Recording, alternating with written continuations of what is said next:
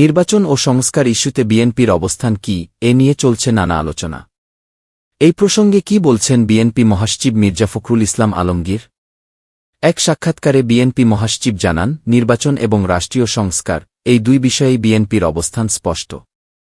তিনি বলেন, দলটি দ্রুত একটি জাতীয় সংসদ নির্বাচন চায়, পাশাপাশি চায় কাঙ্ক্ষিত সংস্কার। বিএনপির অবস্থান খুব পরিষ্কার। আমরা জাতীয় সংসদ নির্বাচন খুব দ্রুত চাই। সংস্কারও চাই। সংস্কারের ব্যাপারে আমাদের প্রস্তাব লিখিতভাবে সংস্কার কমিশনে দিয়েছি। সেগুলো নিয়ে আলোচনা হয়ে গেছে। সেখানে আমরা পরিষ্কারভাবে বলেছি যে সংস্কারগুলোয় সব দল ঐকমত্য হবে, আমরা সেগুলোর চার্টারে স্বাক্ষর করতে রাজি আছি, যার ওপর ভিত্তি করে আমরা নির্বাচনের দিকে যেতে পারি। আর বাকি সংস্কারগুলো নিয়ে নির্বাচিত সরকার সংসদে আলোচনা করবে। মির্জা ফখরুলের বক্তব্য অনুযায়ী অন্তর্বর্তীকালীন একটি ঐকমত্যের ভিত্তিতে নির্বাচন আয়োজনের পক্ষে রয়েছে বিএনপি। আর দীর্ঘমেয়াদী সংস্কারের দায়িত্ব নিতে হবে আগামী নির্বাচিত সরকারকে।